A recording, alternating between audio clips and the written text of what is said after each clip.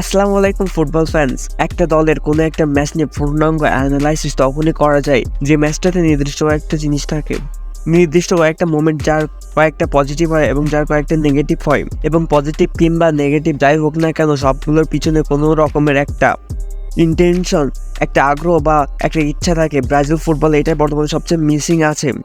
তাই এমন একটা ম্যাচেস অ্যানালাইসিস আসলে কীভাবে করতে হয়, কোন ভাষায় করতে হয়, আসলে সে ব্যাখ্যা করতে শুধু আমার নয়, ফুটবল বিশ্বের খ্যাতনাম ফুটবল অ্যানালাইসিসদের জানা নেই। এমন একটা গভীর কালোছায়া ব্রাজিল ফুটবলে এই মুহূর্তে দেখা যাচ্ছে।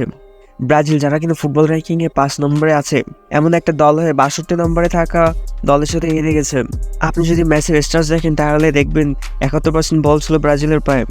প্যারাগুয়ের কাছে ছিল মাত্র 29% বল, কিন্তু আজ মনে হচ্ছিল ব্রাজিলের প্রায় ঘন্টার পর ঘন্টা বল থাকলেও আজ ব্রাজিল গোল করতে পারবে না। মাত্র কিছুদিন আগে কোপা আমেরিকা শুরু হওয়ার আগে রোনালদিনো বলেছিলেন ব্রাজিলের এই দলটার পক্ষে খুব একটা তিনি কথা বলতে চান না, কারণ এই দলটার মধ্যে তিনি জাতীয় দলের জার্সির কত মূল্য সেটা বোঝার কোনো আগ্রহতা দেখছেন না। সেভাবে কোনো একটা কিছু করার ইচ্ছা তিনি দেখেন না। প্রতিটা ম্যাচে তা স্পষ্ট হচ্ছে।